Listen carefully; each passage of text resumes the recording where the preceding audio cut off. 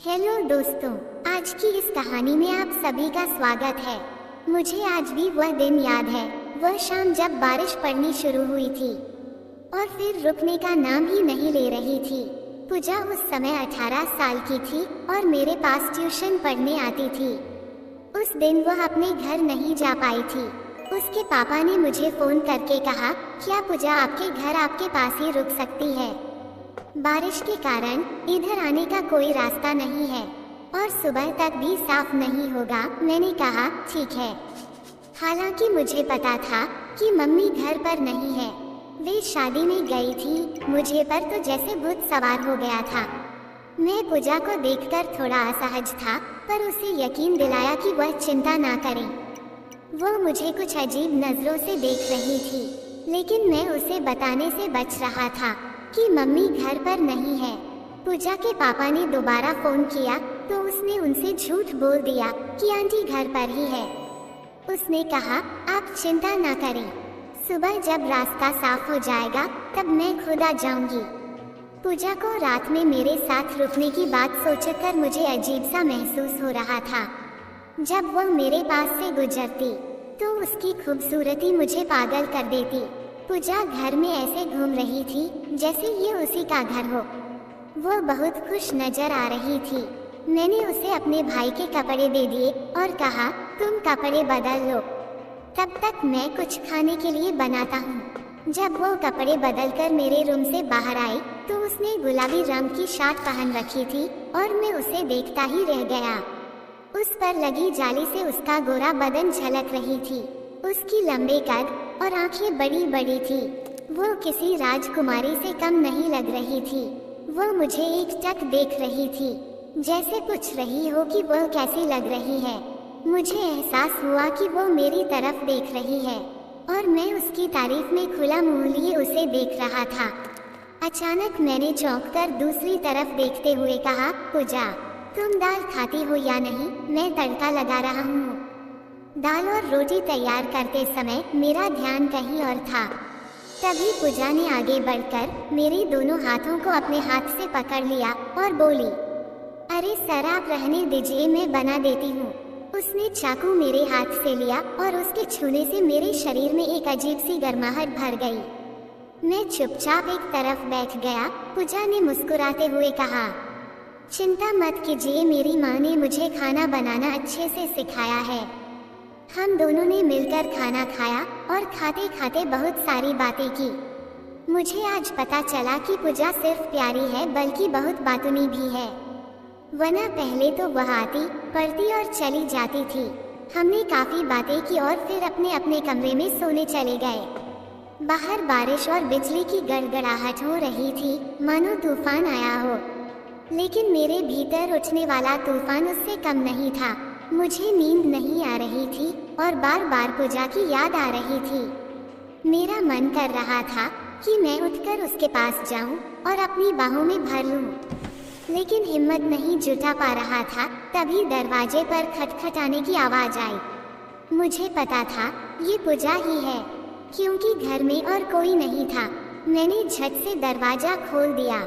दरवाजा खोलते ही पूजा मुझसे कहने लगी, सर मुझे अंधेरे से डर लगता है, क्या मैं आपके पास सो सकती हूँ? मैंने कहा, हाँ क्यों नहीं, तुम एक तरफ सो जाओ। मैंने पूजा को बिस्तर पर एक तरफ इशारा करते हुए कहा और वह एक तरफ लेट गई। मैं भी दरवाजा बंद करके दूसरी तरफ लेट गया, पर मुझे नींद नहीं आ रही थी। ऊपर से पूजा उस नाइट ड्रेस में कुछ इस तरह लेटी थी कि जी चाह रहा था उसे बस देखता ही रहूं। बाहर अचानक बिजली कड़की, जिससे डर कर पूजा की आंखें खुल गईं। वह दोबारा से बिजली कड़कने से डरकर लेटे लेटे ही आकर मेरे सीने से चिपक गई। मैंने पूछा, पूजा ये क्या कर रही हो? उसने कहा, सर मुझे बिजली की कड़क से बहुत डर लगता है, मुझे ऐसे ही सोने दीजिए। मैं आगे कुछ नहीं बोल पाया और उसे अपने कंबल में छुपा लिया। बहुत देर तक उसे मैंने ऐसे ही अपने सीने से लगाए रखा। फिर मुझे एहसास हुआ जैसे उसकी आंखें खुली हो। मैंने थोड़ा नीचे देखा तो वह मेरे सीने को देख रही थी। मैंने पूछा, तुम ठीक हो? उसने जवाब में कुछ नहीं कहा, बस अपने दोनों हाथों से मुझे और जोर से पकड़ लिया। अब मैं भी अपने आप पर कंट्रोल नहीं कर सका। मैं उसे पूरी तरह से अपनी बाहों में समेट लिया और पूछा, पूजा तुम मुझे बहुत अच्छी लगती हो, क्या मैं तुम्हें थोड़ा सा भी पसंद हूँ? जवाब में उसने अपने दोनों हाथ मेरे सीने से चिपका दिए और मुझे एक अजीब सा एहसास होने लगा।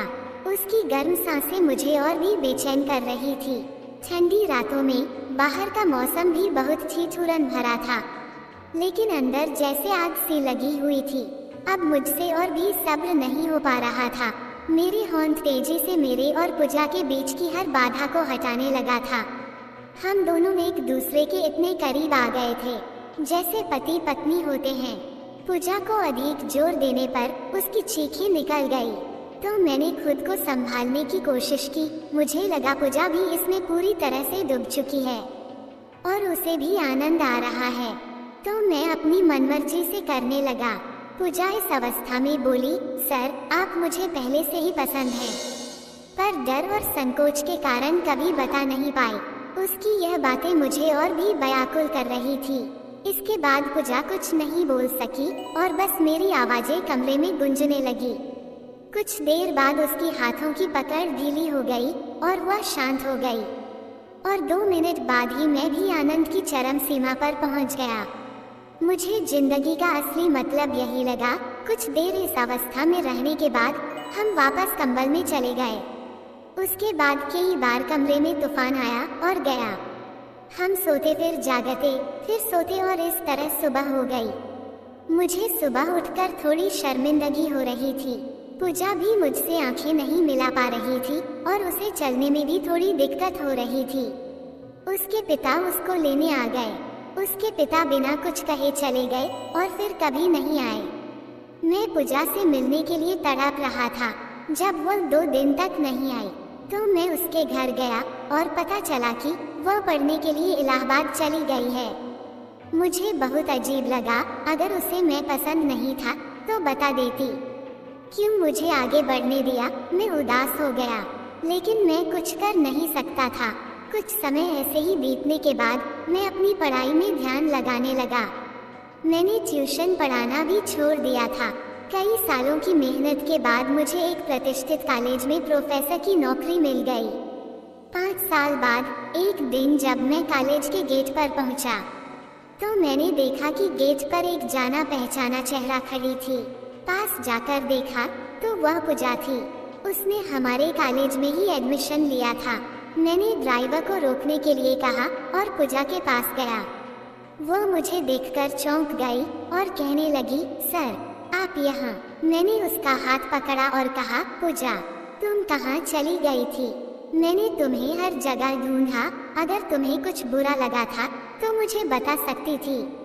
ऐसे अचानक जाने की क्या जरूरत थी?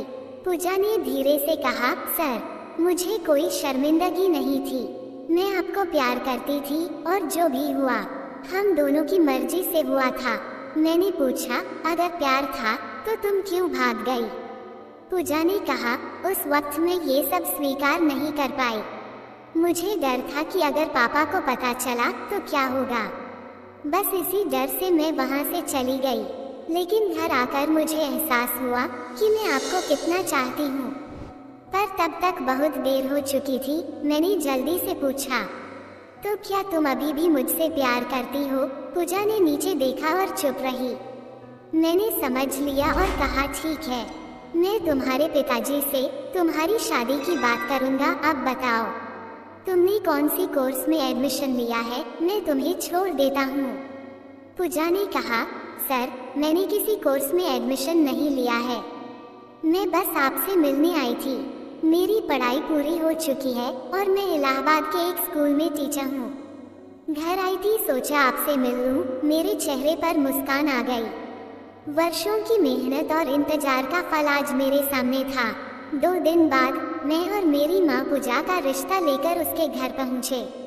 उसके पापा मुझे देखते ही पहचान गए। जब उन्होंने सुना कि मैं सरकारी प्रोफेसर हूँ तो तुरंत हाँ कर दी। 1 महीने बाद पूजा मेरी दुल्हन बनकर उसी बेड पर बैठी थी। जहां हमने 5 साल पहले एक दूसरे को पति पत्नी का हक दिया था। आज मेरे पास अधिकार था कि मैं पूजा को पत्नी का सुख दे सकूं। तो दोस्तों, मुझे उम्मीद है कि आपको ये कहानी पसंद आई होगी। अगर आपको ये कहानी पसंद आई हो तो कृपया लाइक और शेयर करें, और हाँ, हमारे चैनल को सब्सक्राइब जरूर करें। धन्यवाद।